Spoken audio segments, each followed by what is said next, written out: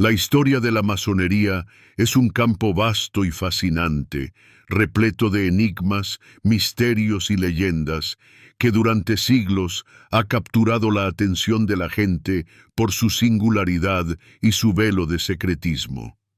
La simple mención de los masones despierta la curiosidad y evoca asociaciones con sociedades secretas, rituales enigmáticos y significados ocultos, como si hubieran salido de las páginas de una novela de aventuras. Sin embargo, detrás de esta fachada romántica y mística se esconde una historia real, que se puede rastrear desde la Edad Media hasta nuestros días, abarcando multitud de culturas y épocas. La propia palabra masonería tiene sus raíces en el francés y significa literalmente albañil. Esto no es una mera coincidencia, sino una indicación directa del origen de esta organización. En sus inicios, los masones eran una comunidad de hábiles maestros constructores, dedicados a la edificación de majestuosos castillos, catedrales y monasterios que adornaban la Europa medieval. A estas personas no solo les unían intereses profesionales comunes, sino también un profundo conocimiento del arte de la construcción, así como estrictas normas de conducta que se transmitían cuidadosamente de las generaciones más experimentadas a los jóvenes aprendices, asegurando la continuidad de su maestría.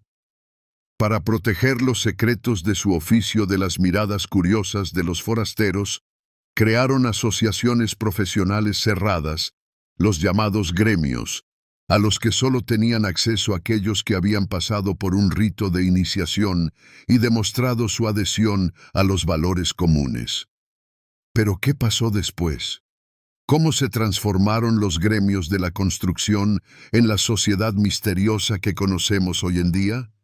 Suscríbanse a nuestro canal si aún no lo han hecho, les esperan muchos videos interesantes y nosotros continuaremos. Con el tiempo, en torno a estos gremios de la construcción, comenzó a formarse una cultura particular de comunicación e interacción, que iba mucho más allá de las simples relaciones profesionales. No se trataba simplemente de comunidades profesionales inusuales, sino de verdaderas hermandades, cuyos miembros estaban unidos por obligaciones de ayuda mutua, apoyo y conservación de los secretos profesionales, transmitidos de generación en generación. Dentro de estas asociaciones se estableció una jerarquía estricta que permitía transmitir eficazmente los conocimientos y controlar la calidad de los trabajos de construcción, lo que era fundamental para la construcción de estructuras duraderas y seguras. Cada miembro del gremio conocía su lugar y su papel en el trabajo común, lo que fomentaba la cohesión y la eficiencia. Pero, ¿cuánto tiempo podían existir tales comunidades cerradas en un mundo cambiante? Poco a poco, la importancia de los gremios de la construcción comenzó a transformarse. Hacia finales de la Edad Media y con la llegada del Renacimiento, cuando la ciencia y el arte comenzaron a florecer, la necesidad de estas asociaciones cerradas de constructores disminuyó gradualmente. La propia construcción perdió parte de sus secretos profesionales, que se hicieron cada vez más accesibles gracias a la difusión del conocimiento y las nuevas tecnologías. Fue entonces cuando los gremios comenzaron a transformarse, admitiendo gradualmente en sus filas a personas alejadas del oficio de la construcción, pero cercanas a la filosofía y a la búsqueda espiritual, como científicos, pensadores y representantes de la aristocracia, interesados en el mecenazgo de las artes. Pero, ¿qué aportaron estos nuevos miembros a los antiguos gremios? Estos nuevos miembros de los gremios trajeron consigo ideas intelectuales y morales, insuflando nueva vida a las antiguas asociaciones y dándoles una nueva dirección. Así, los gremios artesanales se transformaron gradualmente en una comunidad completamente diferente, ahora compuesta principalmente por pensadores, científicos e intelectuales, que utilizaban el simbolismo de la construcción para expresar sus propias reflexiones filosóficas sobre el hombre y la sociedad, empleándolo como un lenguaje metafórico. La construcción real se dio gradualmente el paso a la alegórica, en la que la piedra y las herramientas se convirtieron en metáforas que reflejaban la aspiración del hombre a la perfección interior, el autoconocimiento y el crecimiento moral. Esta transición de la artesanía práctica a la reflexión filosófica se convirtió en un punto de inflexión en la historia de la masonería. Precisamente esta importante transición histórica de la construcción práctica a la explicación filosófica y simbólica explica por qué la masonería adquirió tal carácter enigmático y por qué sus símbolos se vieron rodeados de multitud de leyendas y conjeturas transmitidas de boca en boca. Pero para comprender mejor cómo los artesanos constructores pudieron sentar las bases de una fraternidad intelectual, debemos remontarnos a sus orígenes, a los gremios de construcción medievales, que se convirtieron en el núcleo original de este asombroso fenómeno. Pero, ¿qué eran estos gremios de construcción medievales y cómo funcionaban? La Europa medieval era un mundo donde los ideales elevados coexistían con el trabajo duro y la lucha diaria por la existencia, un mundo de contrastes y contradicciones.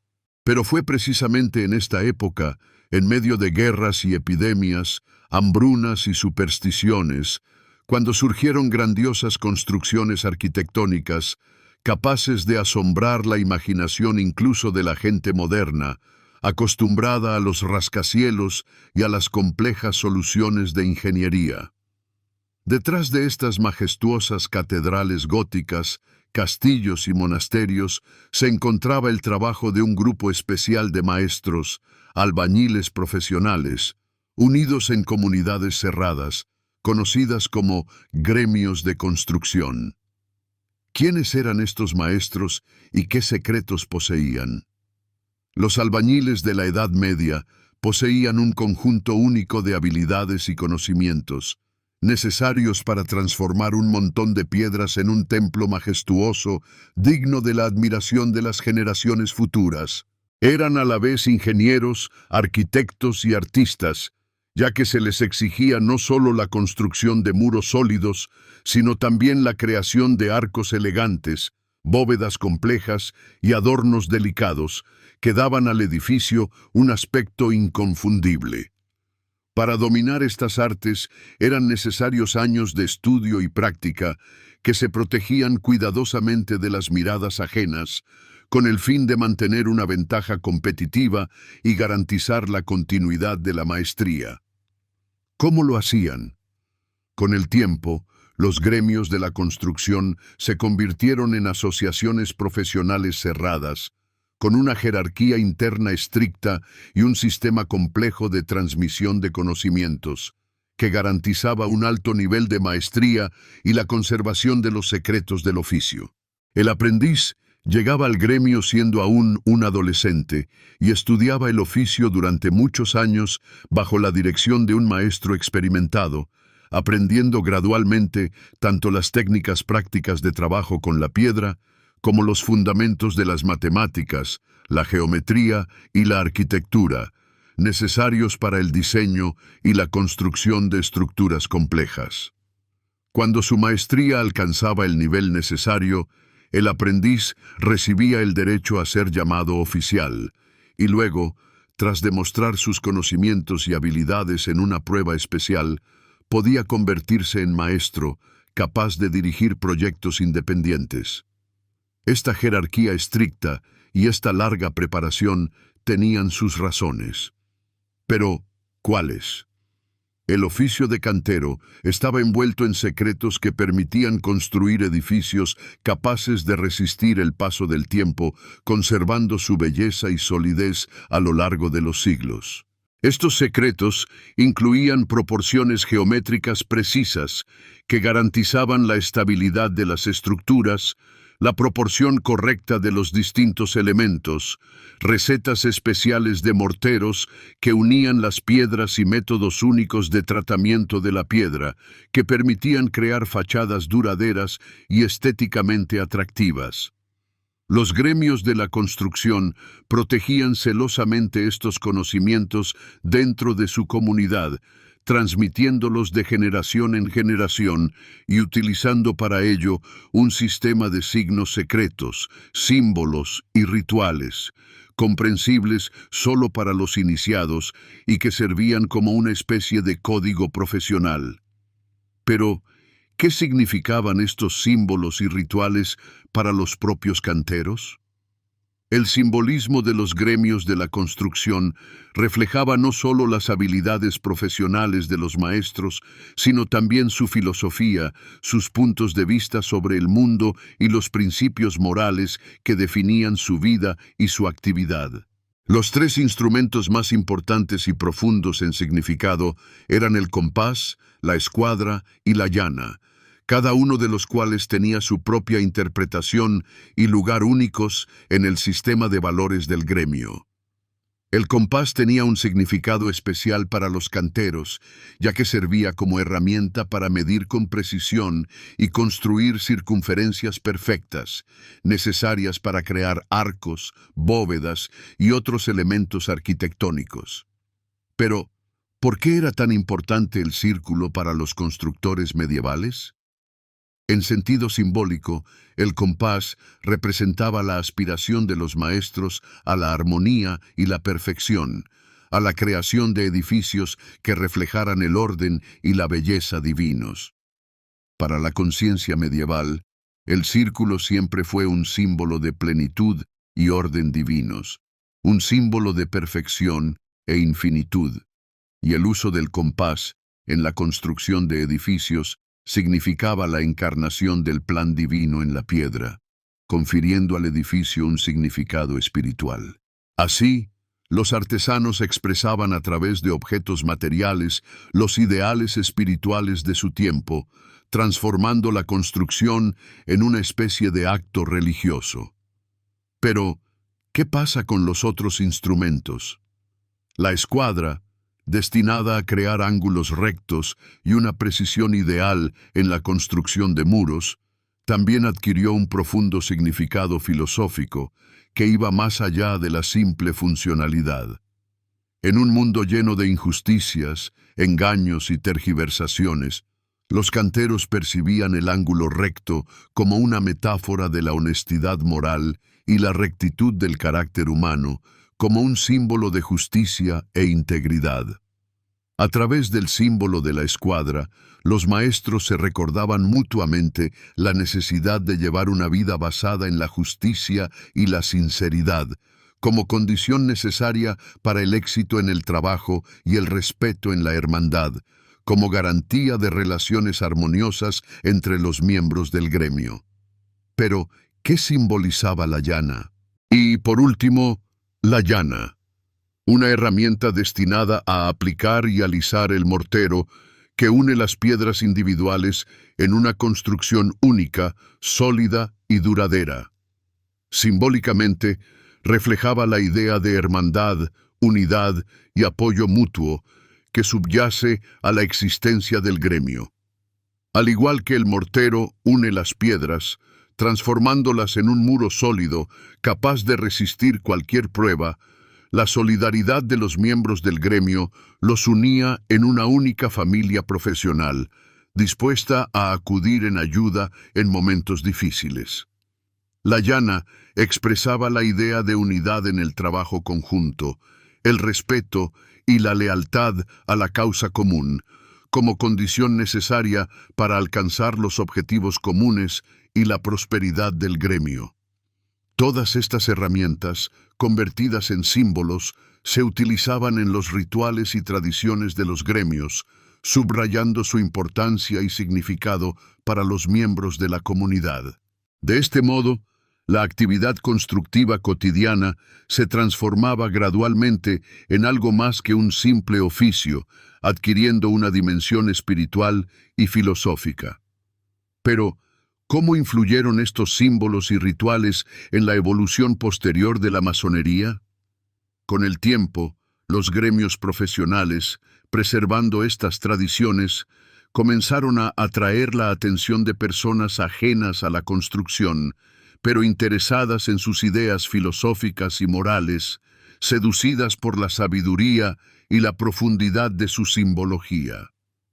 Fue entonces cuando comenzó la transformación gradual de las comunidades de constructores en una hermandad de pensadores, filósofos e intelectuales, que más tarde serían conocidos en todo el mundo con el nombre de masones, conservando muchos de los símbolos y rituales de sus predecesores.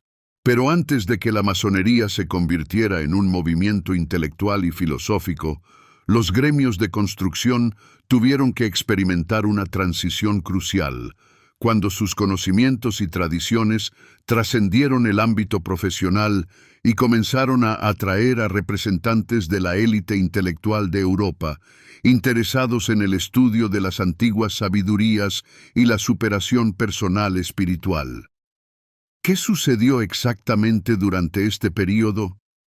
Precisamente sobre este momento clave de la transición del oficio de construcción medieval a la hermandad filosófica, hablaremos en la siguiente parte de nuestra lección, revelando las causas y consecuencias de este importante acontecimiento histórico. La transición de los gremios de construcción del oficio práctico a la comunidad filosófica e intelectual comenzó a finales del siglo XVI y se desarrolló más activamente en el siglo XVII, en una época de profundos cambios y conmociones intelectuales. En este período, la Europa medieval entró en una era de profundos cambios, caracterizada por descubrimientos científicos, reformas religiosas y transformaciones sociales. El desarrollo de la ciencia, el debilitamiento de la influencia de la Iglesia y el surgimiento de nuevas ideas sobre el mundo y el ser humano crearon el caldo de cultivo para profundos cambios también en las logias masónicas, abriendo nuevas oportunidades para la búsqueda intelectual y el desarrollo espiritual.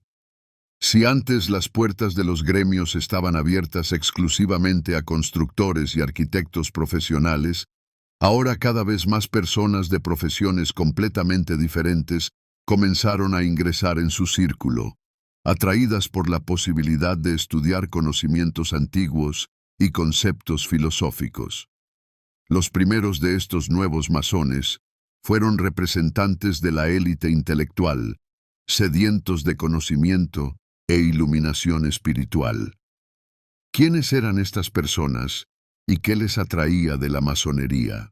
Filósofos, científicos, matemáticos, alquimistas, médicos y aristócratas, interesados en los misterios del universo y los secretos de la conciencia humana, cada vez más volvían sus ojos hacia las logias masónicas, viendo en ellas una oportunidad para la comunicación intelectual y el intercambio de conocimientos. Les atraía la posibilidad de estudiar cuestiones espirituales y morales sin la presión de la Iglesia y las autoridades, expresando libremente sus pensamientos e ideas en un círculo de personas con ideas afines. Entre estos nuevos participantes se encontraban el famoso alquimista y médico escocés Robert Moray, el célebre filósofo Elias Ashmole y el matemático y astrónomo escocés James Gregory, cada uno de los cuales contribuyó al desarrollo de la filosofía y la simbología masónicas. Pero, ¿dónde se producían exactamente estos cambios? Uno de los primeros países donde comenzó la transición gradual del oficio de construcción a la comunidad intelectual fue Escocia, conocida por sus antiguas tradiciones y su rica historia.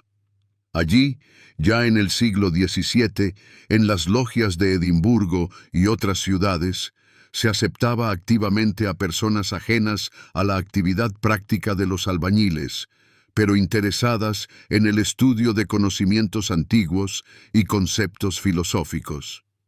En estas logias, la piedra y las herramientas de construcción se transformaron en alegorías, a través de las cuales se discutían problemas filosóficos y morales, abriendo nuevos horizontes para el desarrollo intelectual. ¿Cómo se utilizaban exactamente estas alegorías?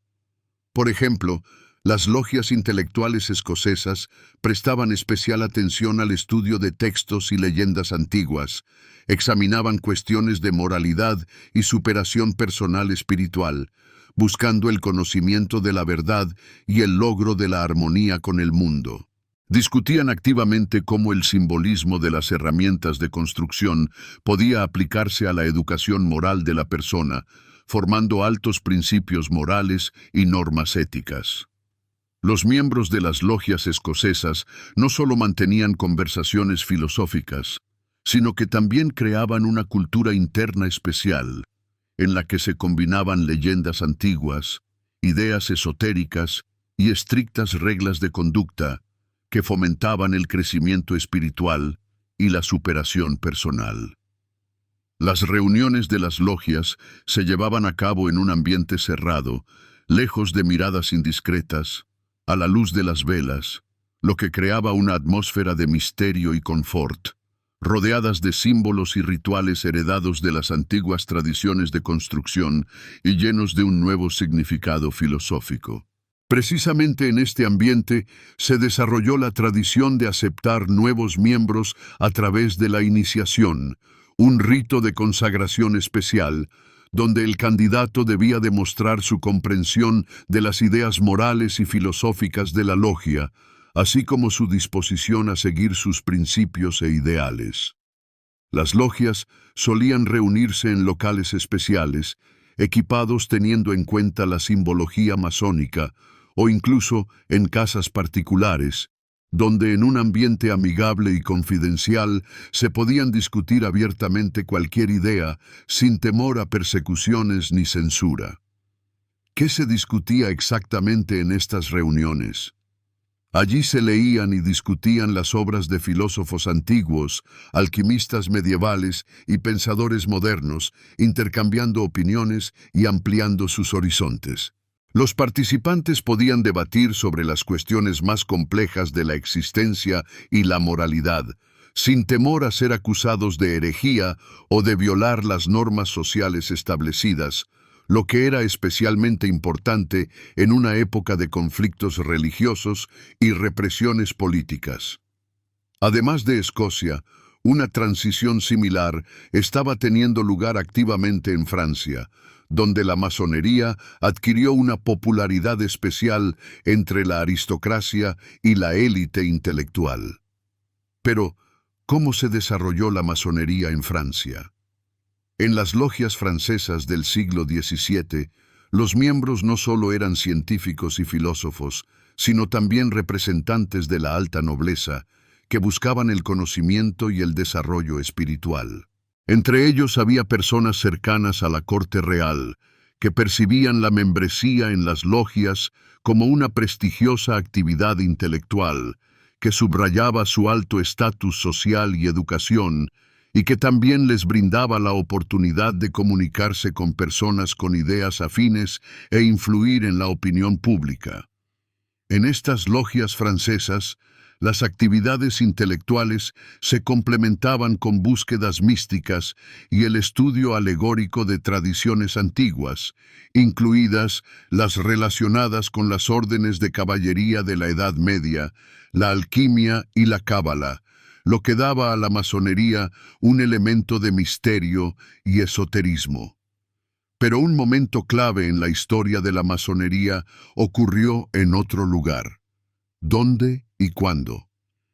En el verano de 1717, en Londres, tuvo lugar un acontecimiento que cambió para siempre la historia de la masonería y le dio un nuevo estatus e importancia, transformándola de logias dispersas en un movimiento organizado e influyente.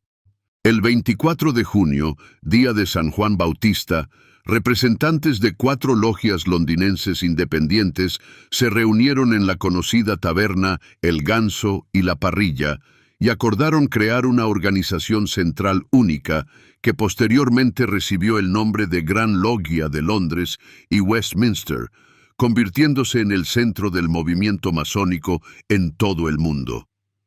¿Qué era esta nueva organización? Precisamente a partir de este momento se empieza a contar la existencia de la masonería moderna organizada, con su estructura, reglas y tradiciones claras. Antes de esto, las logias masónicas eran pequeñas asociaciones, a menudo no relacionadas entre sí, en las que se discutían cuestiones filosóficas e ideas de superación moral, sin una dirección ni coordinación común. Ahora, 4 logias londinenses, ubicadas en las tabernas El Ganso y La Parrilla, La Corona, Los Manzanos y La Copa y las Uvas, decidieron crear una estructura centralizada con reglas, tradiciones y rituales unificados para fortalecer el movimiento masónico y ampliar su influencia. ¿Por qué era esto tan importante? Este paso fue pensado y preparado de antemano, ya que los participantes en la reunión comprendieron la necesidad de crear una autoridad común capaz de ordenar las actividades de las logias y elevar el prestigio del movimiento masónico en su conjunto, atrayendo a sus filas a nuevos miembros y seguidores. El primer gran maestro de la recién formada Gran Logia fue elegido Anthony Sayer, una persona con buena reputación entre los miembros de las logias, pero que no ocupaba altos cargos ni tenía una influencia especial en la sociedad, lo que evitó conflictos y disputas al elegir al líder. Pero permaneció mucho tiempo al frente de la organización.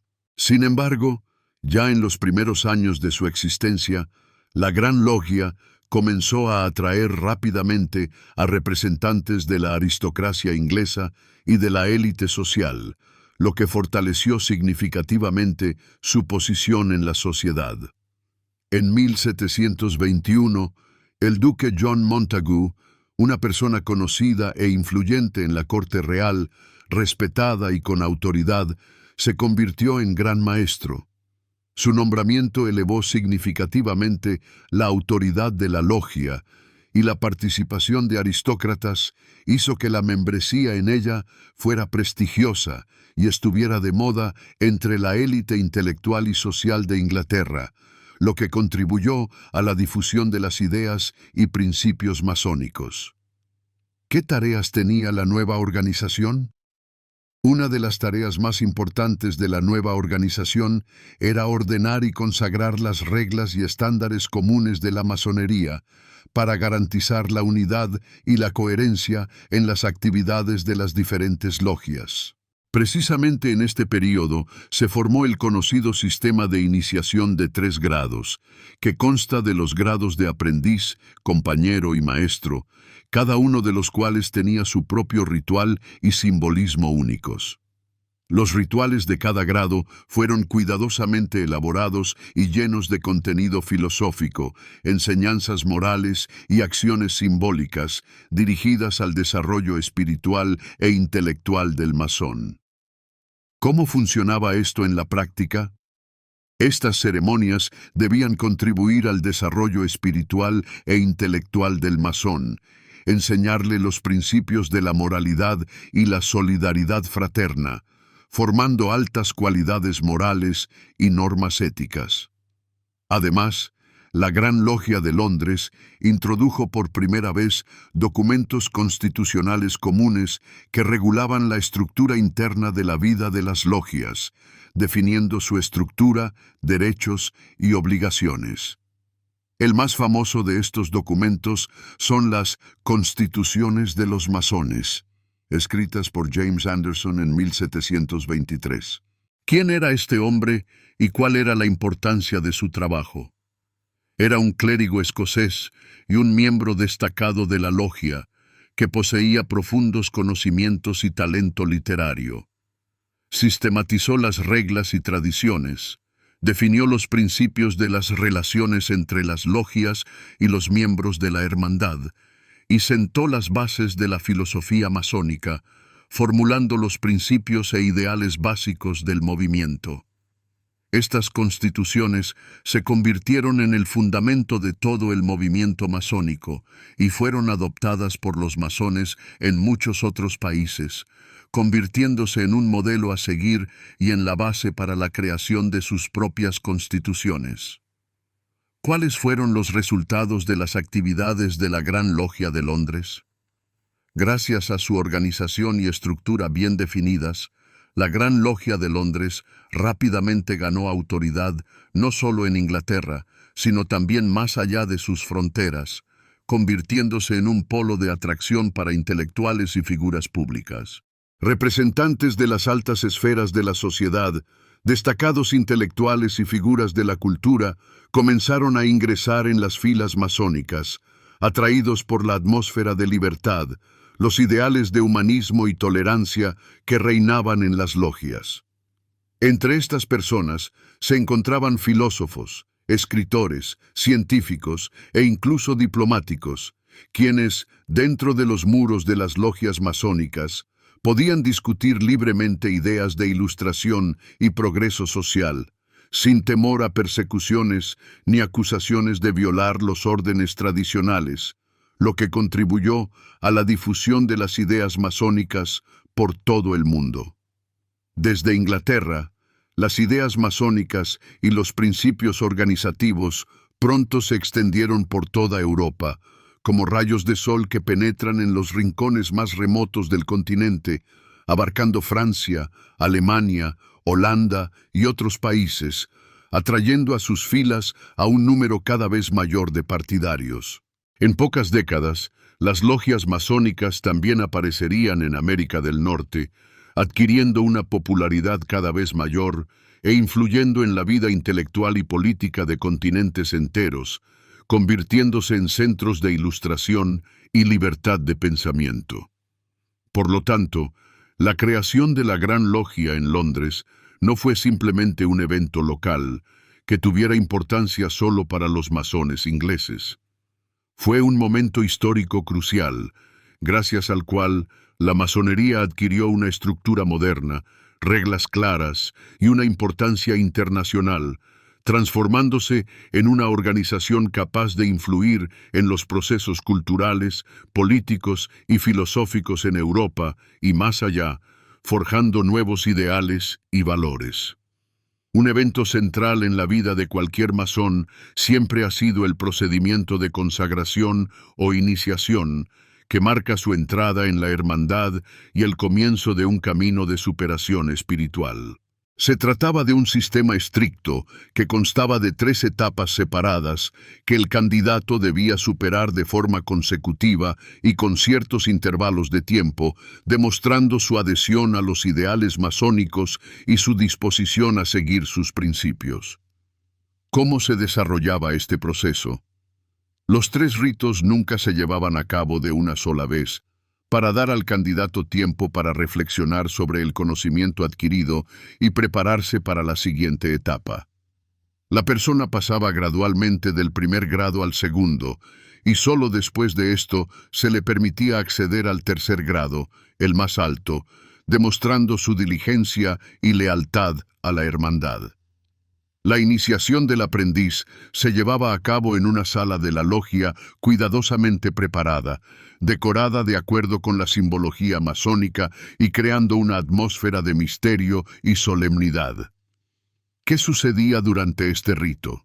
El candidato, sin conocer de antemano los detalles del rito, entraba en la sala con los ojos vendados y el pecho parcialmente descubierto, lo que simbolizaba su ceguera espiritual, su ignorancia y su sincera apertura ante los hermanos, su disposición a aceptar nuevos conocimientos y valores.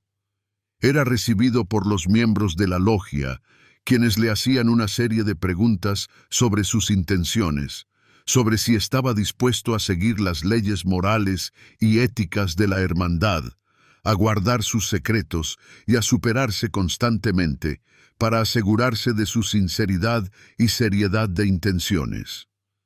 ¿Qué ocurría después de responder a las preguntas? Después de responder a las preguntas, el candidato prestaba un juramento solemne, colocando su mano sobre la Biblia u otro texto sagrado para él, confirmando su lealtad a la hermandad y su disposición a seguir sus principios. Solo después de esto se le quitaba la venda y veía por primera vez la decoración de la logia y los rostros de sus nuevos hermanos, listos para acogerlo en su familia. ¿Qué simbolizaba este momento? Este momento simbolizaba el despertar espiritual, la salida de la oscuridad de la ignorancia a la luz de la verdad, el comienzo de una nueva etapa en la vida del candidato, cuando recibía la oportunidad de tocar la sabiduría ancestral y encontrar nuevos amigos y personas con ideas afines. Luego se le explicaban los principios y objetivos básicos de la masonería, se le presentaban los deberes iniciales del aprendiz y se le daban instrucciones sobre cómo debía comportarse en la sociedad y dentro de la hermandad para representar dignamente los ideales y valores masónicos. Al segundo grado, el candidato era admitido después de un tiempo, cuando los hermanos mayores se convencían de su diligencia y seriedad de intenciones, evaluando su comportamiento y su actitud hacia la hermandad. ¿Cómo se desarrollaba la iniciación del compañero? La iniciación del compañero era más compleja y completa, orientada al desarrollo intelectual y a la comprensión de la filosofía de la hermandad, requiriendo del candidato profundos conocimientos y capacidad de reflexión.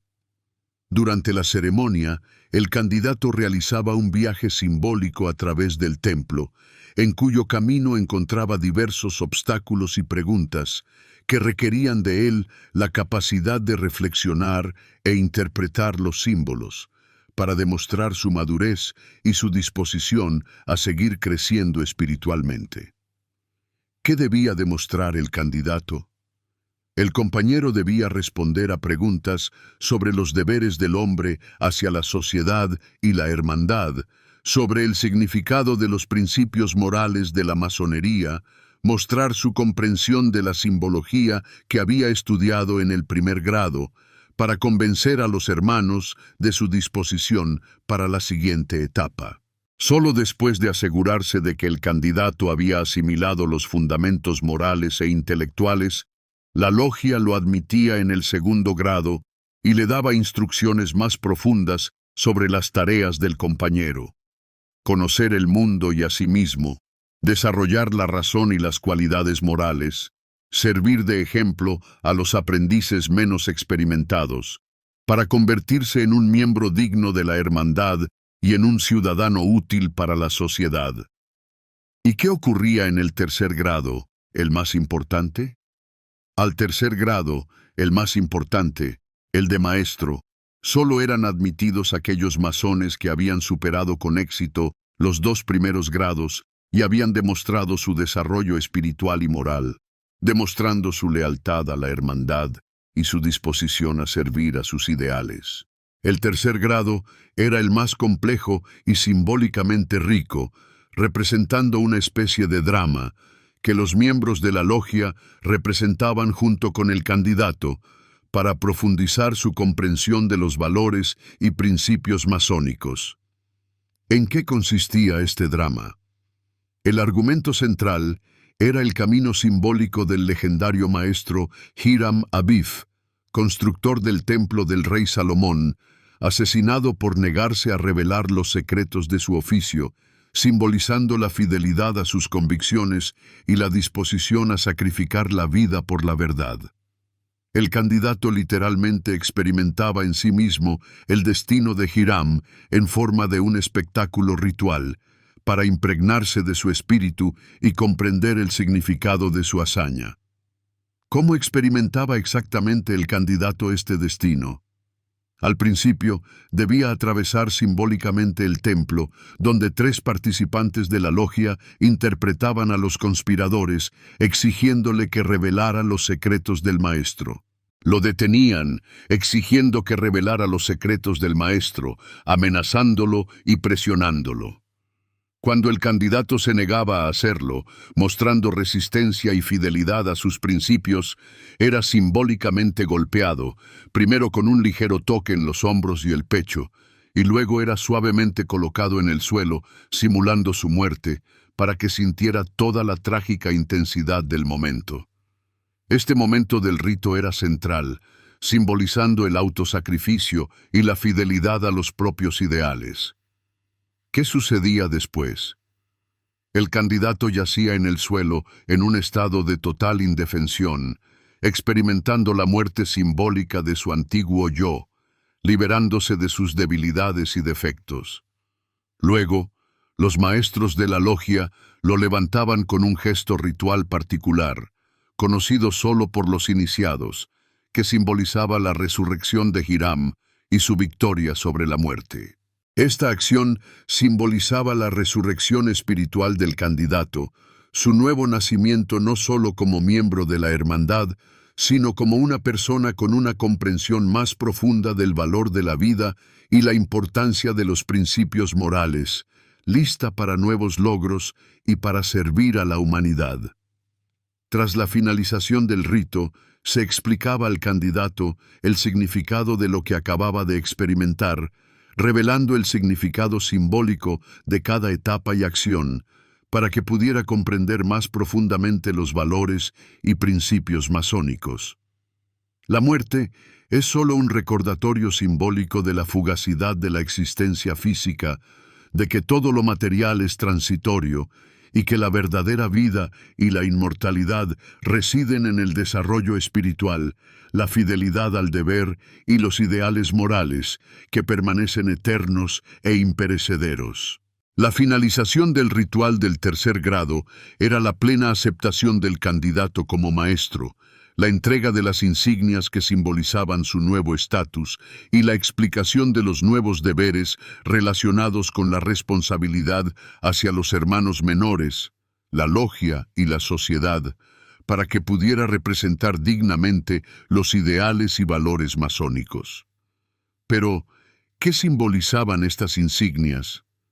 Los símbolos de la masonería a menudo se convierten en objeto de diversos mitos y teorías conspiratorias, en los que se mezclan antiguas leyendas, imágenes religiosas y conjeturas sobre un control secreto de la humanidad, creando alrededor de la masonería un aura de misterio y misticismo.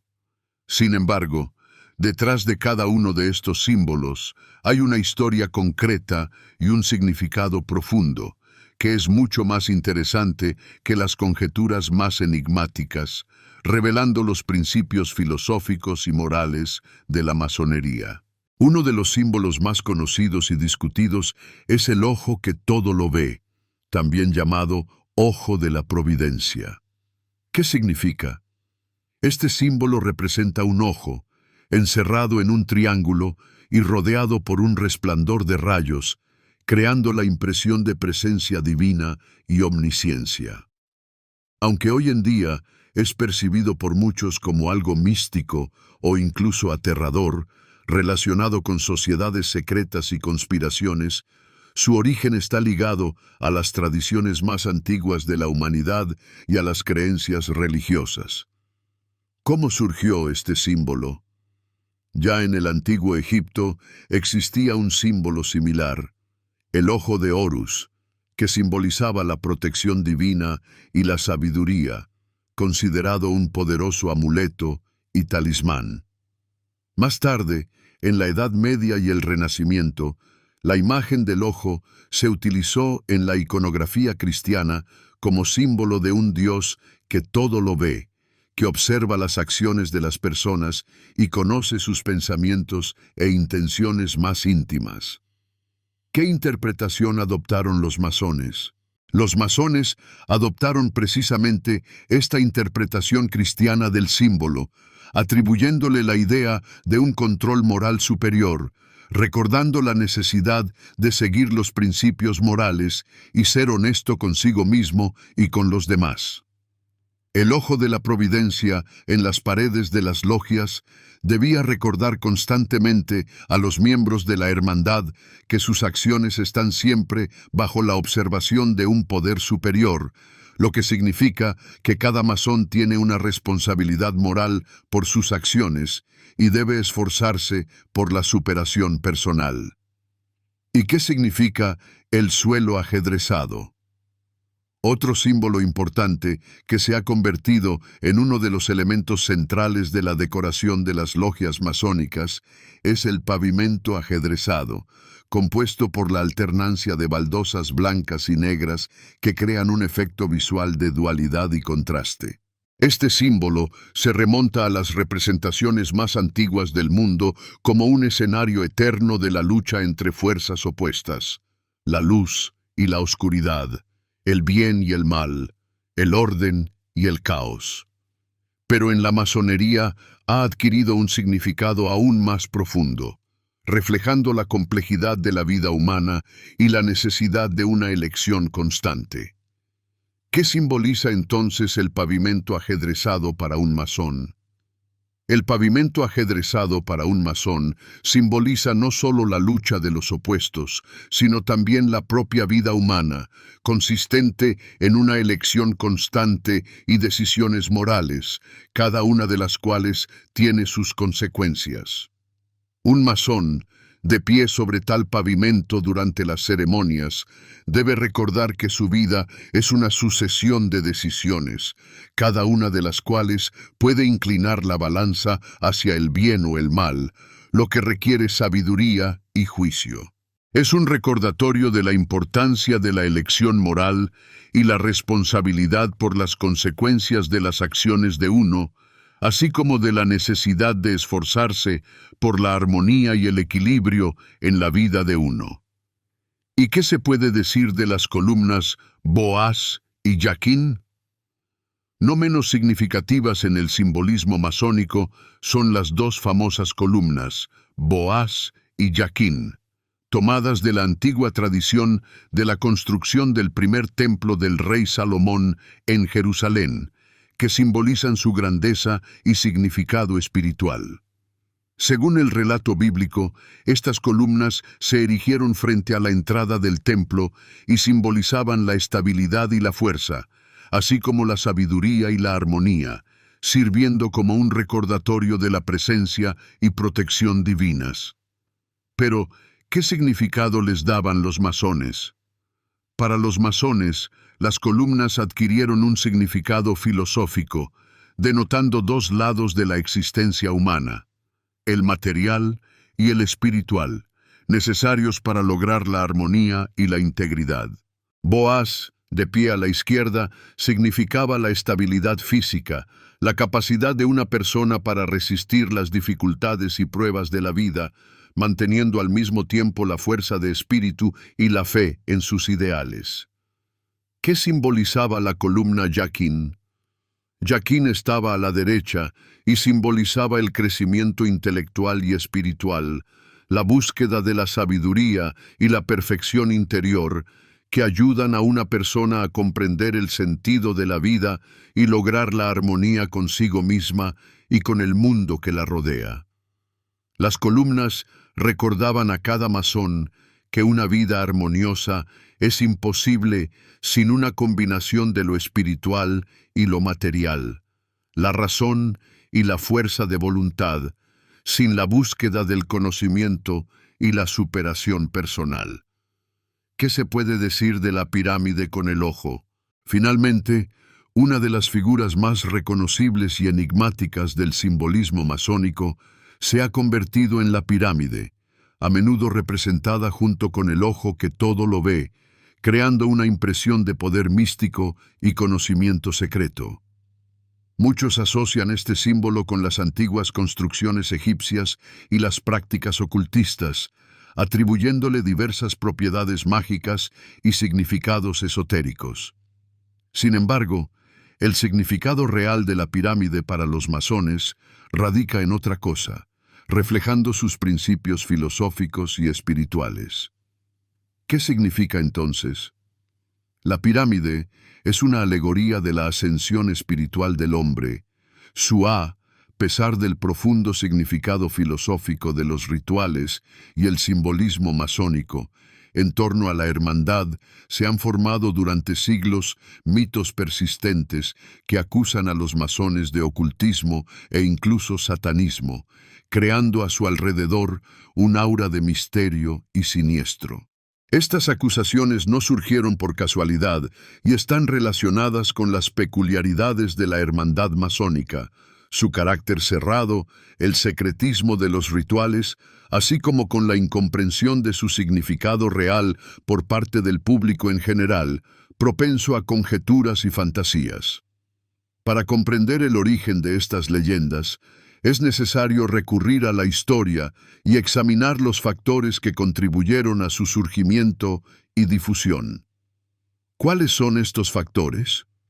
Las primeras sospechas de que los masones estaban supuestamente relacionados con el ocultismo surgieron ya en el siglo XVIII, cuando la hermandad se extendió activamente por Europa, atrayendo a sus filas a cada vez más partidarios y provocando el temor de las fuerzas conservadoras. Las logias masónicas celebraban reuniones a puerta cerrada, lejos de miradas indiscretas, y sus miembros guardaban un estricto secreto sobre sus rituales y su organización interna para evitar la persecución y preservar su independencia. Para los no iniciados, tal secretismo parecía sospechoso e incluso aterrador, dando lugar a diversos rumores y conjeturas. ¿Por qué el secretismo despertaba sospechas? En la sociedad de la época, cualquier comunidad cerrada con ritos incomprensibles automáticamente causaba alarma y se convertía en objeto de conjeturas, especialmente si estaba relacionada con la élite intelectual y la aristocracia. La gente tendía a llenar los vacíos en su conocimiento con historias fantásticas y a menudo aterradoras, atribuyendo a los masones diversas fechorías y conspiraciones. La Iglesia Católica, que veía en ellos competidores y oponentes ideológicos que amenazaban su poder e influencia, se opuso especialmente activamente a los masones. ¿Cómo luchó la Iglesia contra la masonería?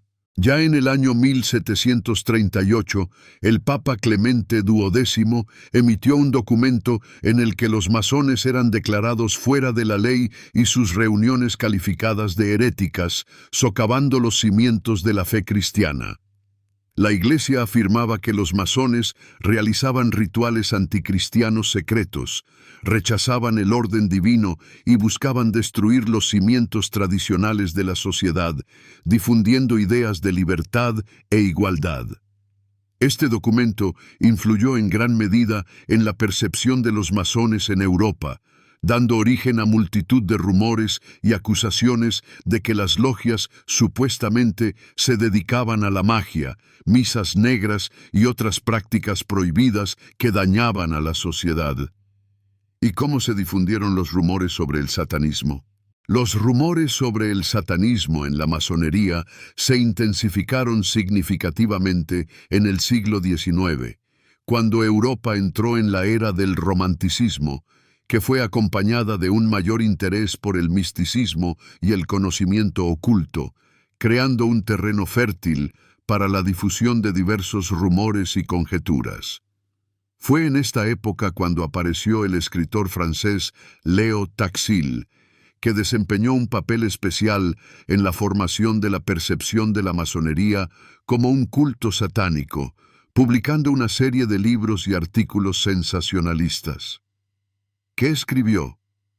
En la década de 1880, Taxil publicó una serie de libros y artículos en los que afirmaba que las logias masónicas adoraban en secreto a Lucifer, realizaban horribles ritos satánicos y tramaban conspiraciones contra el cristianismo y la sociedad, buscando el dominio mundial. Sus obras gozaron de gran popularidad, fueron traducidas a muchos idiomas y causaron una verdadera sensación, alimentando el interés del público por la masonería y al mismo tiempo provocando miedo y desconfianza. ¿Confesó Taxil el engaño? Más tarde, Leo Taxil reconoció públicamente que sus historias habían sido falsificadas y que todo el proyecto fue concebido inicialmente por él como una mistificación destinada a ridiculizar a la Iglesia Católica y sus supersticiones, desenmascarando su oscurantismo y fanatismo. Sin embargo, la revelación no destruyó por completo los mitos que ya se habían arraigado en la mente de millones de personas, alimentados por sus miedos y prejuicios. Estas historias siguieron viviendo su propia vida, apoyadas por teóricos de la conspiración, escritores y defensores de la teoría de la conspiración, encontrando cada vez más seguidores. ¿Hubo otras fuentes de mitos? Otra fuente de mitos sobre la conexión de los masones con el ocultismo y el satanismo fueron ciertas sociedades secretas del siglo XIX que realmente practicaban rituales místicos y ocultos, tomando prestados algunos elementos del simbolismo masónico, creando confusión y aumentando las sospechas. Por ejemplo, la famosa Orden de la Aurora Dorada, que apareció en Inglaterra en el año 1888, utilizó activamente elementos rituales masónicos, aunque no estaba directamente relacionada con la propia masonería, confundiendo a los no iniciados. ¿Cómo afectó esto a la opinión pública?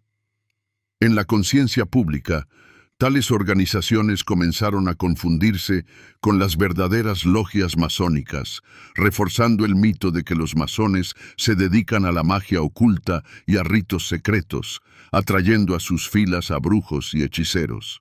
En el siglo XX, la situación se vio aún más agravada por diversas teorías conspirativas, especialmente después de la publicación del libro Los Protocolos de los Sabios de Sion, que se convirtió en una de las falsificaciones más famosas y escandalosas de la historia. ¿Qué se afirmaba en los protocolos? Se trataba de un documento falso que vinculaba a los masones con una conspiración global cuyo objetivo era establecer el dominio mundial y destruir los valores tradicionales. Como resultado, la imagen de los masones como conspiradores secretos se asoció firmemente con algo oscuro y siniestro, provocando miedo y odio. ¿Cómo utilizaron estos mitos los regímenes totalitarios? Al mismo tiempo, algunos regímenes totalitarios de Europa, especialmente la Alemania nazi, utilizaron estos mitos para justificar la persecución de los masones, presentándolos como enemigos secretos de la sociedad y del Estado, que buscaban socavar la unidad nacional y destruir la raza aria. Por lo tanto, las leyendas sobre el satanismo y el ocultismo en la masonería nunca se basaron en hechos reales, sino que se formaron debido a una combinación de varios factores, creando una imagen falsa de la hermandad. ¿Cuáles son las principales razones del surgimiento de los mitos? Las leyendas sobre el satanismo y el ocultismo en la masonería nunca se basaron en hechos reales, sino que se formaron debido a una combinación de varios factores. El carácter cerrado de la hermandad, la lucha religiosa y política, así como las mistificaciones conscientes de ciertos autores y organizaciones que buscaban alcanzar sus propios objetivos. A pesar de las numerosas revelaciones, estos mitos siguen existiendo en la conciencia colectiva hoy en día, alimentando el interés por la masonería y al mismo tiempo generando incomprensión y miedo hacia ella, impidiendo una evaluación objetiva de su contribución al desarrollo de la sociedad. ¿Cómo influyeron los masones en la sociedad? Desde el principio de su aparición, la masonería atrajo la atención de personas que buscaban no solo uno de los ejemplos más llamativos y significativos de la influencia de la masonería en la historia mundial, fue la Revolución Americana, durante la cual las colonias de América del Norte obtuvieron la independencia de Gran Bretaña y formaron los Estados Unidos de América, convirtiéndose en un ejemplo para otros países y pueblos. Muchos de los padres fundadores de América fueron miembros activos de las logias masónicas, compartiendo ideales comunes de libertad, igualdad y fraternidad, y utilizaron sus conexiones para lograr objetivos políticos. ¿Quiénes fueron estos masones? George Washington, el primer presidente de los Estados Unidos, no solo era masón, sino que también demostró abiertamente su pertenencia a la hermandad, realizando personalmente el ritual masónico de la colocación de la piedra angular del Capitolio en el año 1793, simbolizando la importancia de construir un nuevo Estado sobre cimientos sólidos.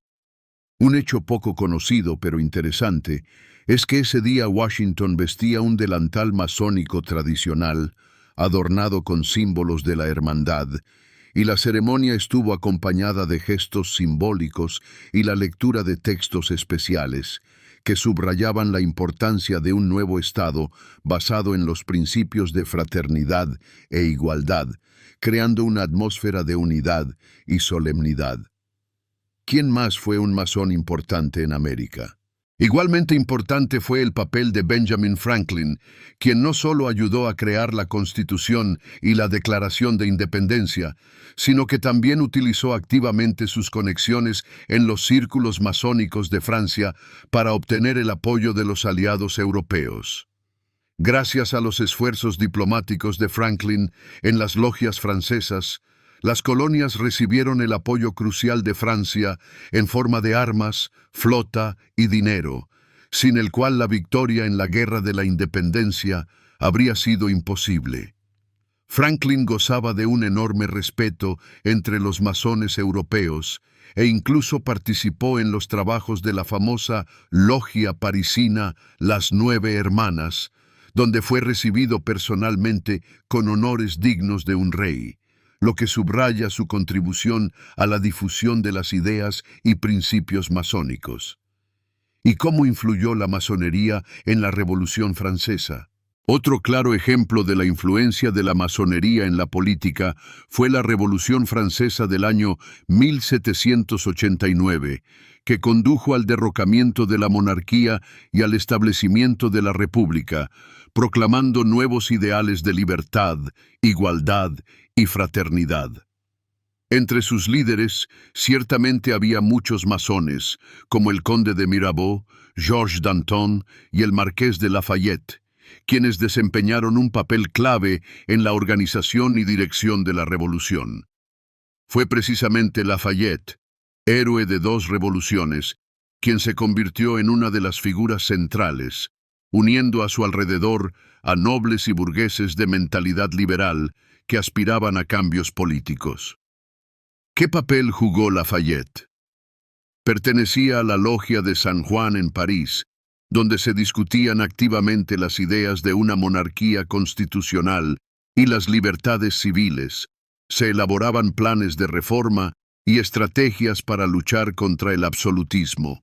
Además, las logias masónicas eran uno de los pocos lugares donde representantes de diferentes estratos de la sociedad francesa podían hablar abiertamente de la necesidad de cambios radicales, sin temor a la persecución y la censura, contribuyendo a la formación de la opinión pública y a la difusión de ideas revolucionarias.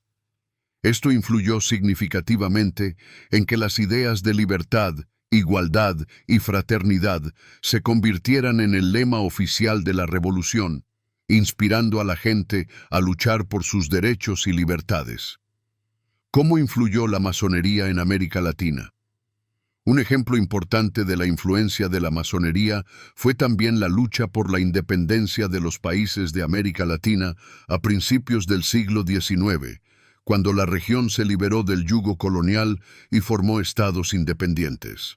Una figura central fue el legendario Simón Bolívar, que liberó Venezuela, Colombia, Ecuador, Perú y Bolivia del dominio español, convirtiéndose en un héroe nacional y un símbolo de la lucha por la libertad. ¿Dónde se hizo masón Bolívar? Bolívar se unió a una logia masónica en Londres en el año 1803, donde conoció las ideas europeas progresistas de libertad e igualdad que le inspiraron a luchar por la liberación de América Latina. Más tarde, utilizó activamente la red de conexiones masónicas para obtener el apoyo de revolucionarios de todo el continente, organizando rebeliones y coordinando las acciones de los insurgentes. Las logias masónicas en América Latina se convirtieron en centros de planificación de rebeliones, permitiendo que personas de diferentes nacionalidades y estatus sociales se unieran en una lucha común contra el colonialismo, uniéndolas en torno a ideales y objetivos comunes. ¿Cómo utilizó Bolívar la red masónica? Así, gracias a la red masónica, Bolívar logró crear una amplia coalición internacional de partidarios de la independencia que desempeñó un papel clave en la liberación de América Latina del dominio español. Los masones también jugaron un papel clave en la unificación de Italia, que durante mucho tiempo estuvo dividida en muchos estados pequeños. ¿Qué papel jugó Garibaldi? El mismo Giuseppe Garibaldi, legendario revolucionario y héroe nacional de Italia, no ocultó su pertenencia a las logias masónicas y se enorgulleció de ello, viendo en la masonería una fuente de inspiración y fuerza. En el año 1864, Garibaldi fue incluso elegido Gran Maestro del Oriente de Italia, lo que demostraba su influencia y autoridad entre los masones italianos. ¿Cómo utilizó Garibaldi la masonería? Gracias a esto, logró unir a grupos dispersos de revolucionarios y liberales de todo el país, coordinando sus acciones y dirigiendo sus esfuerzos hacia la consecución de un objetivo común. Existen pruebas de que Garibaldi y sus partidarios utilizaron especialmente símbolos y rituales masónicos para fortalecer el espíritu revolucionario y la unidad entre sus soldados, uniéndolos en torno a ideales y valores comunes. Como resultado, Italia obtuvo la independencia nacional y se convirtió en un estado unificado gracias a los esfuerzos de Garibaldi y sus compañeros. ¿Y qué hay de Gran Bretaña? En Gran Bretaña, los masones también influyeron activamente en los procesos políticos y sociales de los siglos XVIII y XIX, ocupando importantes puestos en el gobierno y la sociedad. Se sabe que Winston Churchill, el futuro primer ministro del Reino Unido, fue iniciado en una logia masónica en el año 1901, aunque no se convirtió en un miembro particularmente activo, lo que, sin embargo, no disminuye la importancia de la masonería en la historia británica. ¿Qué hacían los masones en Gran Bretaña? Anteriormente, en el siglo XIX, las logias masónicas británicas contribuyeron activamente a las reformas en la educación, la caridad y la asistencia social, creando escuelas y orfanatos para los pobres, ayudando a los necesitados y contribuyendo al desarrollo de la sociedad. Por lo tanto, la masonería nunca ha sido una mano que gobierna secretamente el mundo, como afirman los teóricos de la conspiración, construyendo sus teorías sobre conjeturas y prejuicios. ¿Qué era realmente la masonería? En realidad, proporcionaba a las personas influyentes una plataforma intelectual en la que se debatían y formaban ideas capaces de cambiar la sociedad, promoviendo el desarrollo de la democracia, el humanismo y la justicia social. Gracias a sus altos ideales, como la igualdad, la fraternidad y el humanismo, la masonería ha desempeñado un papel importante en muchos acontecimientos históricos, influyendo en la historia mundial. ¿Cuáles son los principales logros de los masones? Gracias a sus altos ideales, como la igualdad, la fraternidad y el humanismo, la masonería ha desempeñado un papel importante en muchos acontecimientos históricos. Desde la Revolución Americana hasta la lucha por la independencia de América Latina y la unificación de Italia, influyendo de manera tangible y duradera en el desarrollo de la historia mundial, contribuyendo a la formación de nuevos valores e ideales. Pero, ¿por qué hay tantos misterios y conspiraciones en torno a la masonería? Quizás ninguna sociedad secreta en la historia ha sido objeto de tantas conjeturas y acusaciones de conspiración como los masones, que se han convertido en objeto de numerosas teorías y especulaciones. Desde el principio de su historia, se han encontrado en el centro de las más increíbles teorías conspirativas, a menudo sin nada que ver con la realidad. ¿Cuál es la razón de la popularidad de las teorías conspirativas sobre los masones?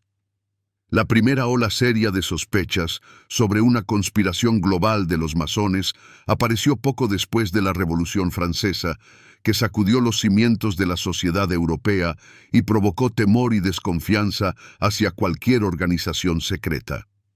En la Europa del siglo XVIII, sacudida por cambios radicales y caos, surgió la necesidad de explicar una revolución tan repentina no por simples razones históricas, sino por la influencia de ciertas fuerzas secretas que buscaban destruir el orden tradicional. Así nació la popular versión de la época de Agustín Barruel, quien en su libro Memorias sobre el Jacobinismo declaró que la revolución fue el resultado de una conspiración consciente de masones, ilustrados y jacobinos, unidos para lograr sus objetivos. ¿Qué afirmaba Barruel?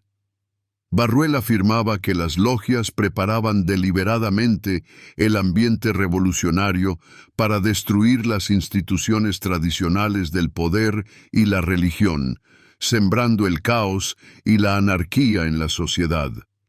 El libro se convirtió en un éxito de ventas y sus tesis se extendieron rápidamente por Europa, formando una imagen duradera de los masones como revolucionarios conspiradores que buscaban el dominio mundial.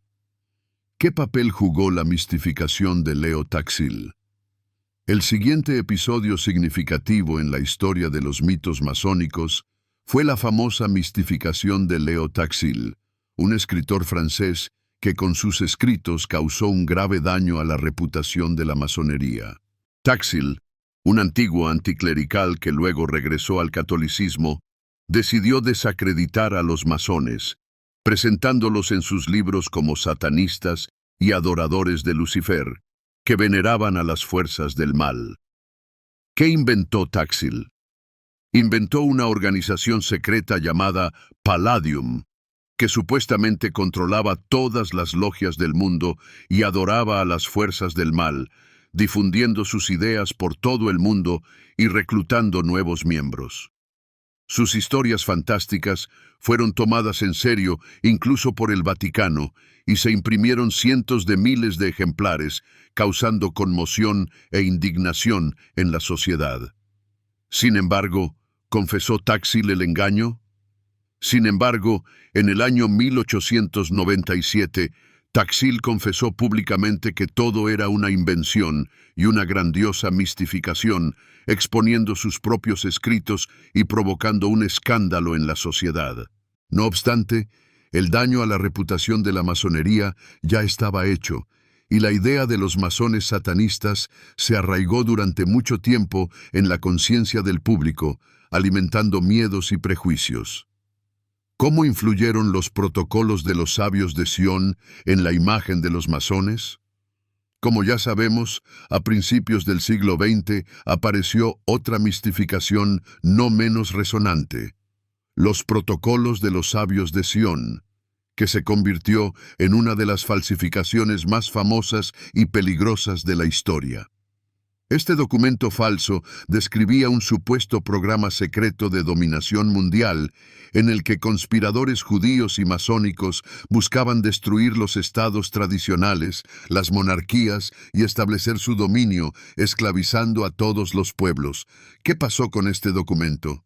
A pesar de que el documento fue oficialmente reconocido como una falsificación ya en 1921, fue utilizado activamente por varios movimientos antisemitas y antimasónicos, incluida la propaganda nazi, para incitar al odio y la persecución de los masones. Esto reforzó aún más la imagen de los masones como una organización secreta que buscaba el control mundial, generando miedo y desconfianza hacia ellos. ¿Se corresponde esto con la realidad? Curiosamente, el mito de una única dirección masónica mundial, el llamado gobierno mundial, ignora por completo la estructura real de la masonería, que no tiene nada que ver con la realidad. Las logias nunca han estado subordinadas a un único centro internacional. No ha existido un líder masónico supremo que dirigiera las acciones de los masones en todo el mundo, lo que hace absurdas todas las teorías sobre un gobierno mundial. ¿Cómo está organizada la masonería en realidad? Por el contrario, las organizaciones masónicas siempre han mantenido su autonomía e independencia, e incluso a veces han estado en conflicto entre sí debido a diferencias de opinión o intereses, sin tener un objetivo o estrategia común. Esto contradice por completo la idea de un gobierno masónico global que coordine los acontecimientos en el planeta y confirma que todas las teorías de conspiración son pura invención. ¿Qué se puede decir de la influencia de los masones en las revoluciones? El mito extendido de que los masones controlaban por completo las revoluciones también está lejos de la realidad histórica y no está respaldado por ningún hecho. Aunque muchos personajes revolucionarios pertenecían a logias, esto no significaba que las organizaciones masónicas dirigieran las revoluciones, guiando su curso y determinando sus objetivos. ¿Qué papel desempeñaron las logias masónicas en las revoluciones? Las logias más bien servían como un espacio intelectual conveniente donde podían difundirse y discutirse libremente ideas progresistas y revolucionarias, contribuyendo a la formación de la opinión pública y a la difusión de puntos de vista avanzados. Pero los propios acontecimientos revolucionarios nunca fueron preparados o dirigidos centralizadamente por ningún cuartel general masónico, ya que eran el resultado de complejos procesos sociales y políticos. ¿Existía unidad entre los masones? Al contrario, entre los masones podían encontrarse simultáneamente tanto revolucionarios como conservadores, que se oponían rotundamente a cualquier cambio, teniendo diferentes puntos de vista y convicciones. Por ejemplo, durante la Revolución Francesa, entre los masones había tanto partidarios de la monarquía constitucional como republicanos radicales, que se encontraban en una lucha encarnizada, persiguiendo diferentes objetivos. ¿Por qué son tan comunes las teorías conspirativas sobre la masonería? La razón de la amplia difusión de las teorías conspirativas sobre los masones es sencilla.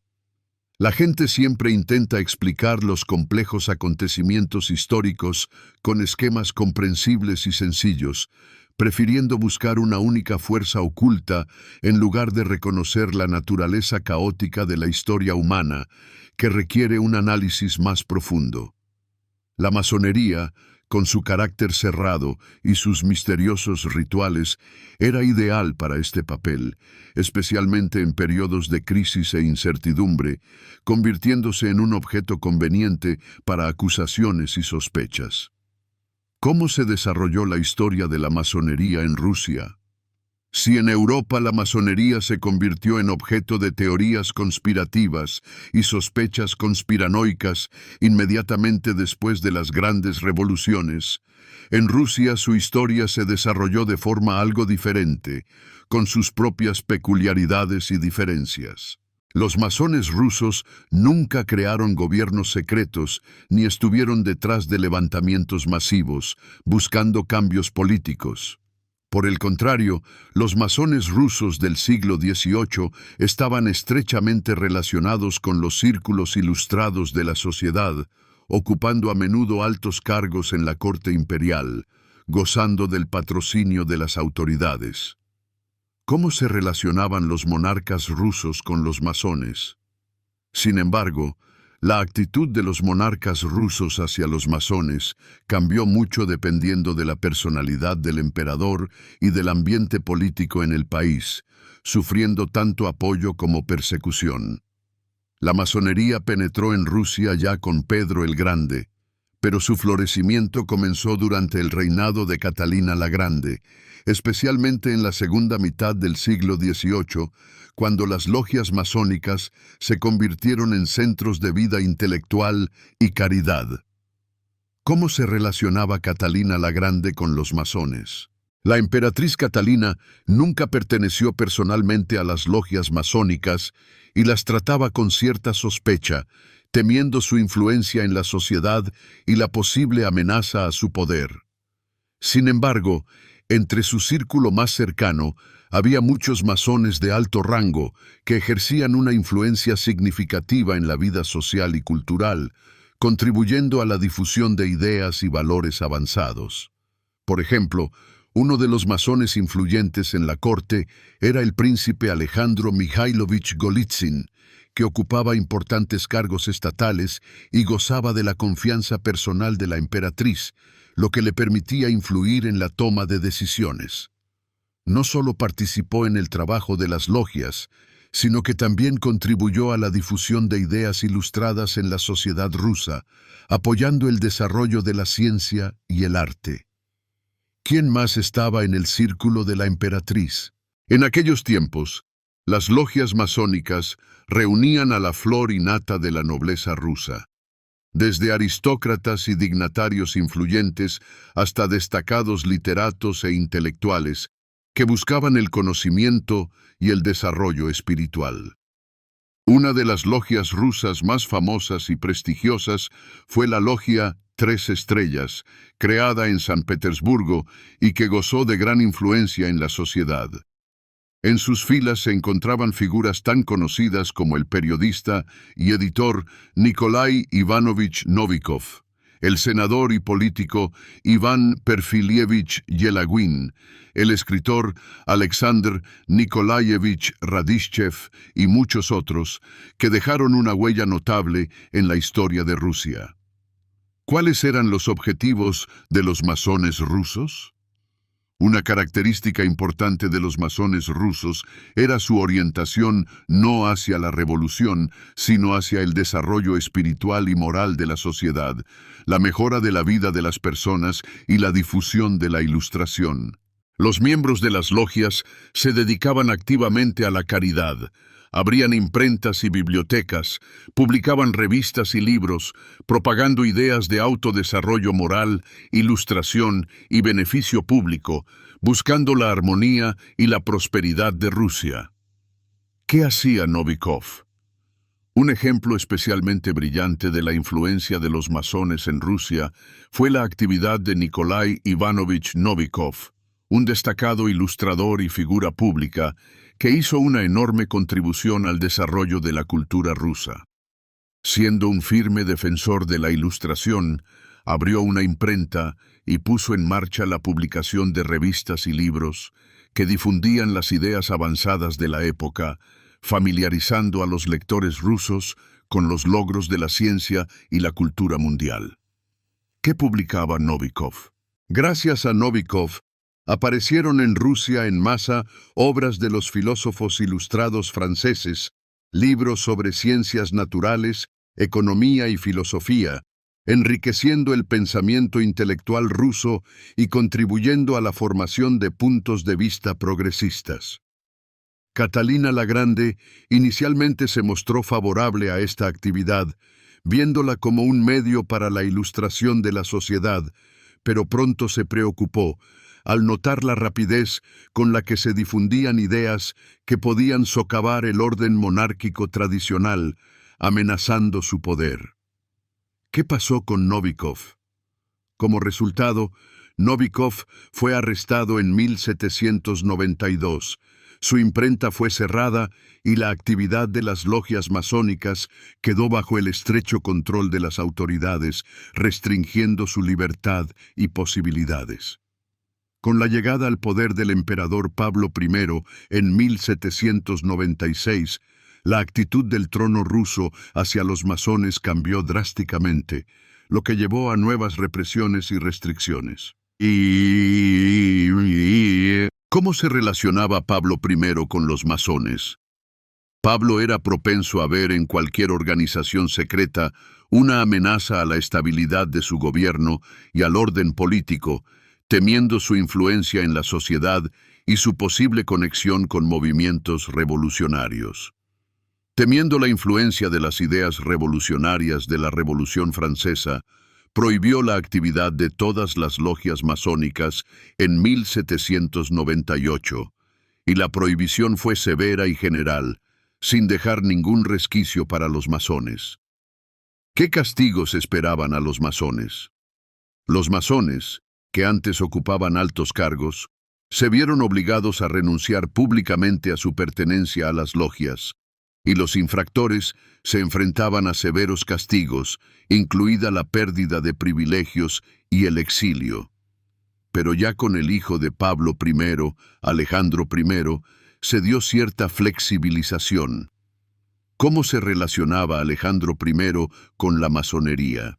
Alejandro Sergeyevich Pushkin, aunque formalmente no pertenecía a las logias masónicas, estaba estrechamente relacionado con personas que participaban activamente en sus actividades, influyendo en la formación de su visión del mundo y su método creativo.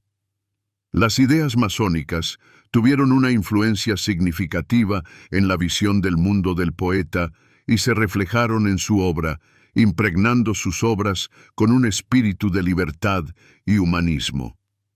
¿Con quién se relacionaba Pushkin? En particular, son conocidas sus estrechas relaciones con los decembristas, muchos de los cuales eran masones y compartían puntos de vista liberales, buscando cambios políticos en Rusia. La comunicación con ellos contribuyó a la formación de los puntos de vista liberales de Pushkin y se manifestó en sus obras, como Eugenio Onegin y Boris Godunov, donde planteó cuestiones de libertad, moralidad y responsabilidad del individuo ante la sociedad. ¿Cómo se reflejaron las ideas masónicas en la obra de Pushkin? Además, su poesía estaba impregnada de reflexiones sobre la libertad, la moralidad y el papel del individuo en la historia, temas clave que se debatían en los círculos masónicos de la época, contribuyendo a la formación de la opinión pública y a la difusión de ideas avanzadas. Otro representante destacado de la masonería en la cultura rusa fue Alexander Fyodorovich Lapsin, filósofo, escritor y editor, que propagó activamente las ideas de ilustración y perfeccionamiento moral, contribuyendo al desarrollo de la cultura y la educación rusas. ¿Qué publicaba Lapsin? En la década de 1810, publicó la revista El Mensajero de Sion, que se convirtió en el centro de la vida espiritual de la sociedad rusa de la época, atrayendo la atención de pensadores y figuras públicas de vanguardia. En las páginas de la revista se publicaban artículos filosóficos, traducciones de pensadores extranjeros y materiales directamente relacionados con la filosofía masónica, familiarizando a los lectores con los logros de la ciencia y la cultura mundial. ¿Cómo se recibió la revista en la sociedad? La publicación tuvo un gran éxito entre el público ilustrado e hizo que las ideas de autodesarrollo moral y servicio público fueran ampliamente conocidas entre la élite rusa, contribuyendo a la formación de puntos de vista y valores progresistas. Sin embargo, tras la rebelión de los decembristas en 1825, el gobierno de Nicolás I volvió a desatar la represión sobre las logias masónicas, viéndolas como una amenaza a su poder. ¿Qué ocurrió tras la rebelión?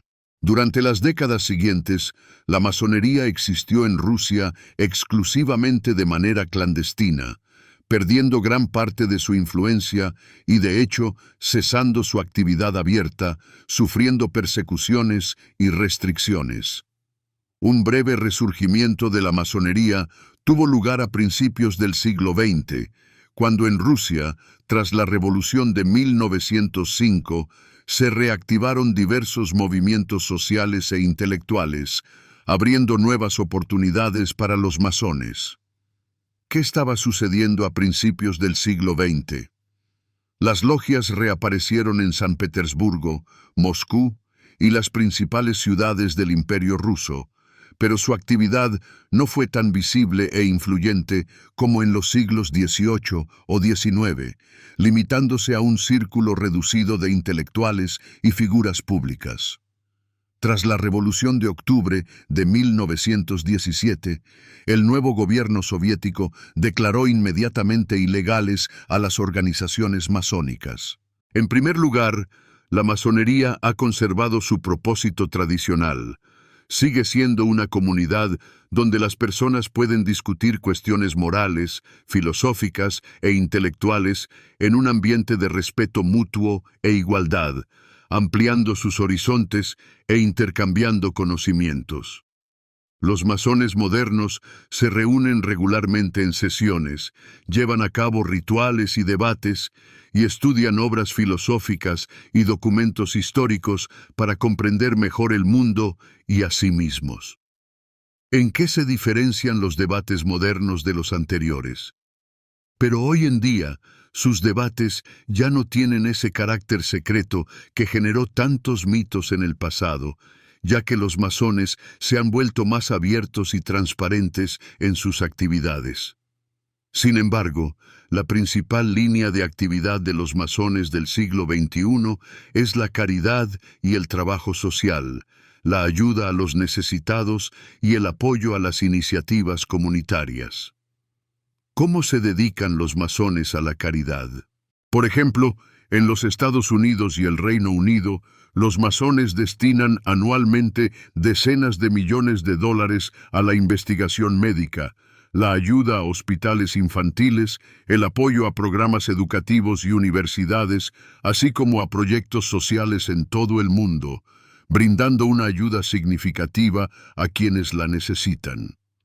Así, las organizaciones masónicas financian hospitales, ayudan a niños con enfermedades graves, organizan clínicas gratuitas y programas de asistencia para personas pobres y ancianas, mejorando su calidad de vida. ¿Hasta qué punto está desarrollada la asistencia médica que prestan los masones? En algunos países, como los Estados Unidos, los hospitales y centros médicos masónicos están considerados entre los mejores en cuanto a nivel de servicio y atención médica, proporcionando una asistencia médica altamente cualificada a todos los que la necesitan. Otra área importante de actividad de los masones modernos es el apoyo a la educación y la cultura, contribuyendo al desarrollo intelectual y espiritual de la sociedad. ¿Cómo apoyan los masones la educación? Las logias suelen patrocinar instituciones educativas, conceder becas a estudiantes talentosos, financiar programas de conservación del patrimonio histórico y restauración de monumentos arquitectónicos, apoyando la cultura y la educación. Por ejemplo, en el Reino Unido, los masones donan regularmente grandes sumas para la restauración de edificios históricos, no solo los relacionados con la hermandad, sino también los que simplemente tienen valor cultural y nacional, preservando el patrimonio histórico para las generaciones futuras.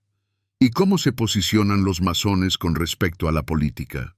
En lo que respecta a la influencia política, los masones modernos difieren significativamente de sus predecesores de los siglos XVIII y XIX, ya que no buscan el poder político ni interfieren en los procesos políticos. Hoy en día, la masonería subraya fundamentalmente su carácter apolítico, no apoyando a ningún partido o movimiento político. ¿Por qué son apolíticos los masones? Las logias prohíben el debate abierto de cuestiones políticas y religiosas en las reuniones para evitar divisiones y conflictos dentro de la hermandad, manteniendo la unidad y la armonía.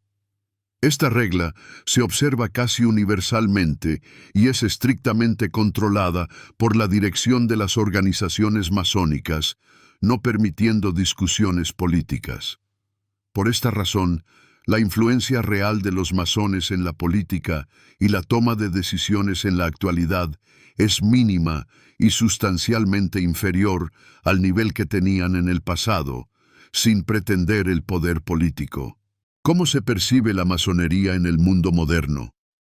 A pesar de la apertura y la transparencia de las logias modernas, la masonería sigue suscitando multitud de mitos y desconfianza en algunas personas, que están acostumbradas a ver en ella ciertos motivos ocultos y objetivos secretos, alimentando las teorías de la conspiración. En realidad, la masonería del siglo XXI es una organización social con una orientación filosófica, centrada principalmente en el autodesarrollo moral, la ayuda mutua y la caridad, contribuyendo al desarrollo de la sociedad. ¿Cómo se dan a conocer los masones al mundo? Los masones modernos hablan abiertamente de sus objetivos, publican información sobre sus miembros y eventos, y se esfuerzan por mantener una imagen pública positiva, disipando mitos y conjeturas de siglos de antigüedad, buscando la transparencia y la apertura. La masonería hace tiempo que dejó de ser solo objeto de estudio para los historiadores, convirtiéndose también en una imagen vívida de la cultura popular, que atrae la atención de escritores y directores. ¿Cómo se representa la masonería en la cultura? En el cine, la literatura e incluso los videojuegos contemporáneos se utiliza regularmente como tema central o elemento importante de la trama, creando historias misteriosas y cautivadoras. La razón de esto es simple.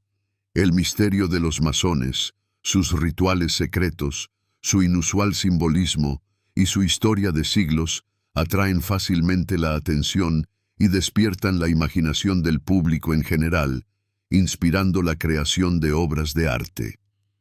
¿Qué se puede decir del libro El Código da Vinci? Quizás el ejemplo más famoso de esta influencia cultural sea el libro del escritor estadounidense Dan Brown, El Código da Vinci, que se convirtió en un éxito de ventas mundial y despertó un enorme interés por las sociedades secretas. Aunque formalmente la novela trata sobre los secretos de la Iglesia Católica y las sociedades que estaban relacionadas con antiguos misterios místicos, también despertó significativamente el interés por los masones, convirtiendo las sociedades secretas en uno de los temas más populares de principios del siglo XXI. ¿Cómo están relacionados otros libros de Brown con los masones? Las obras posteriores de Brown, especialmente El símbolo perdido, están directamente relacionadas con los masones y sus leyendas, contando los secretos guardados en las logias masónicas. En estos libros, la hermandad se presenta como guardiana de antiguos secretos y conocimientos, que posee una influencia significativa en los acontecimientos mundiales, creando una trama cautivadora e intrigante. A pesar de las exageraciones artísticas y las fantasías del autor, estas obras han influido notablemente en la percepción de la masonería, convirtiéndola en un tema de debate e interés público en todo el mundo. ¿Y qué pasa con la película La Búsqueda? Otro ejemplo llamativo es la famosa película La Búsqueda, National Treasure, con Nicolas Cage, donde la trama se basa en la búsqueda de conocimientos y tesoros secretos custodiados durante siglos por los masones, creando una atmósfera de aventura y misterio. La película no solo es un emocionante éxito de taquilla de aventuras, sino también una cinta en la que los masones son representados como portadores de un importante patrimonio histórico y cultural que contribuyen a la preservación de valores. ¿Qué papel jugó esta película? Aunque la película en sí no pretende ser históricamente precisa, desempeñó un papel importante en la popularización de la imagen de la masonería entre el público en general, haciéndola más comprensible y atractiva.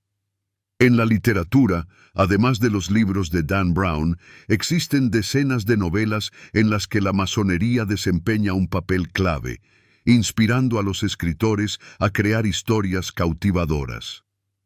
¿Qué se puede decir de la novela El péndulo de Foucault? Un ejemplo destacado es el libro del escritor italiano Umberto Eco, El péndulo de Foucault, que se ha convertido en una de las novelas intelectuales más famosas del siglo XX. En esta profunda e intelectual novela, las sociedades masónicas y ocultistas actúan como un elemento central de una narrativa intrincada que revela la naturaleza de la creencia humana en las conspiraciones y el misticismo, explorando los límites de la razón y la fantasía. Eco utiliza la masonería no tanto para describir hechos históricos reales, sino para reflexionar sobre el fenómeno de la fe y su influencia en la sociedad, mostrando lo fácil que es para la gente dejarse engañar por las mistificaciones y creer en las conspiraciones, especialmente en tiempos de crisis e incertidumbre.